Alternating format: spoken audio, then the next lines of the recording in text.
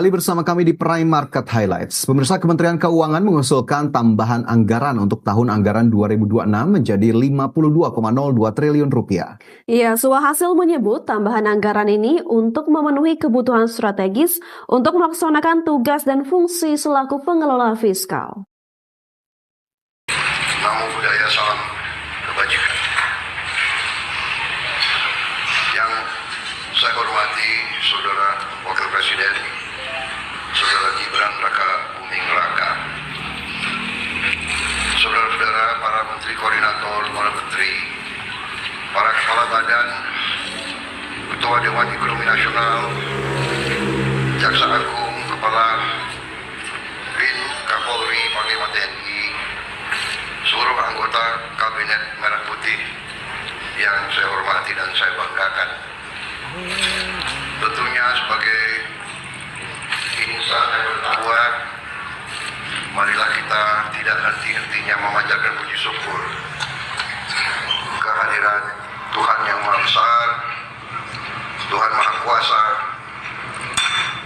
bagi umat Islam Allah Subhanahu wa Ta'ala atas segala karunia, kesehatan, kedamaian yang masih diberikan kepada kita dan bangsa kita. Saudara-saudara, saya kumpulkan saudara-saudara melaksanakan sidang Kabinet Paripurna yang ke-8 dalam pemerintahan kita. Ini menjelang 10 bulan pertama pemerintahan yang kita jalankan atas mandat dari rakyat Indonesia. 10 bulan ini kita rasakan bersama adalah 10 bulan yang sangat penuh dengan karya, dengan kerja, dengan prestasi. Saya sebagai nahkoda, saya sebagai presiden, saya sebagai pemimpin saudara-saudara, karena sebagai kapten kesebelasan, saya ingin menyampaikan terima kasih atas kerja keras saudara-saudara semuanya. Dari hati saya paling dalam, saya menyampaikan penghargaan atas kerja keras saudara-saudara. Saudara-saudara, kita semua punya pengalaman yang berbeda-beda, tapi kita semua punya pengalaman sebagai pemimpin. Dan kita mengerti betapa sulitnya untuk mengkoordinasikan, untuk mengendalikan, untuk memimpin manusia. Manusia dengan segala keyakinan masing-masing, segala pengalaman, segala pendapat harus kita jaga satu. Saya merasa saudara-saudara sudah bekerja sebagai satu tim.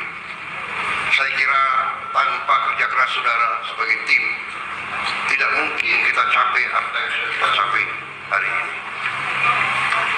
Dalam waktu yang masih singkat, banyak sekali yang telah kita capai.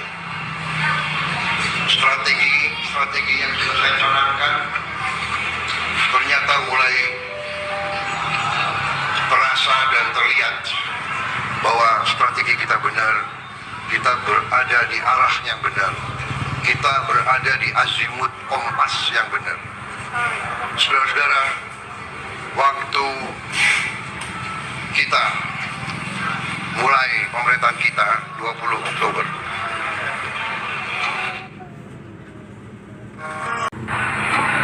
situasi geopolitik dan geoekonomi tidak serumit sekarang. Sekarang tidak hanya kita menghadapi dampak dari perang di mana-mana, konflik di mana-mana, konflik di Ukraina, konflik di Timur Tengah, Gaza, tepi barat, Lebanon, Suriah, yang begitu dahsyat, yang memakan korban begitu banyak di depan mata seluruh dunia. Perempuan, anak-anak kecil, puluhan ribu dibantai. Kita juga lihat konflik Israel-Iran, di mana negara adik kuasa pun ikut. Kita lihat konflik India dan Pakistan. Kita lihat di kawasan kita sendiri, konflik Myanmar jalan terus dan tidak kelihatan arah untuk menyelesaikan secara damai. Kita tidak bisa dibohongi, kita tidak bisa ditipu lagi. Kita ingin baik, kita ingin beri kesempatan kepada semua. Tapi kita tidak rela rakyat Indonesia dimiskinkan terus.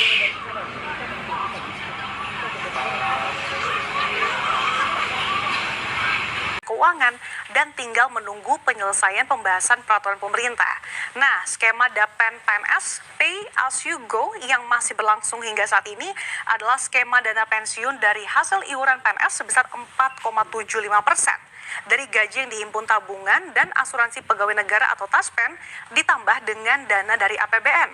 Sementara dengan skema fully funded, uang pensiunan yang diterima PNS bakal lebih besar nih, karena iuran yang dikenakan adalah persentase dari take home pay yang jumlahnya lebih besar. Sehingga yang pensiunan yang diterima jumlahnya yang lebih sebesar dari skema saat ini. Pasalnya skema fully funded, selain diambil dari persentase take home pay, rediviut pembayarnya juga akan dibayarkan patungan antara PNS dan juga pemerintah sebagai pemberi kerja. Gaji dan sebagainya itu APBN kita untuk 2025 itu sudah kita desain untuk siap apabila itu dilakukan, ya. Tetapi keputusannya sesuai dengan komitmen Prabowo itu diserahkan kepada Presiden. Kapannya atau berapanya dan sebagainya itu nanti Pak Prabowo yang akan. Presiden memastikan gaji PNS, anggota TNI Polri naik, itu uang pensiun PNS juga naik. Kepastian kenaikan disampaikan Presiden dan nota keuangan di DPR. Sore ini kita akan mengulas ya dengan peneliti senior INDEF, Profesor Didi Rahbini. Selamat sore Prof Didi. Sore, Assalamualaikum. Waalaikumsalam. Prof Didi, Presiden akan menaikkan gaji PNS, uang pensiun. Apakah kebijakan ini tepat dilakukan di tengah situasi ekonomi kita yang belum stabil? Pertama, tidak apa-apa ya. Saya yakin Ibu Sri Mulyani sudah menghitung ya. Tetapi untuk bertanya apakah pegawai itu bisa produktif atau tidak? Tidak, jawabannya tidak. Ini penyesuaian saja sebab pegawai negeri itu sudah salah sejak awal. Jadi rekrutmen guru, pegawai negeri itu rekrutmen paling primitif. Tidak ada standar di masa-masa lalu itu. Dan guru-guru di waktu lalu itu 20-30 tahun yang lalu itu buruk sekali, kualitasnya rendah sehingga kualitas murid-muridnya juga rendah sehingga IQ orang-orang Indonesia itu juga rendah, ya, setara dengan Afrika. Itu problem yang dihadapi oleh birokrasi pegawai negeri kita. Ya. Memang ada 1-2 tapi terbatas seperti Kementerian Luar Negeri pusat itu rekrutmennya itu sangat selektif ya. Bank Indonesia, tapi secara umum jutaan yang lain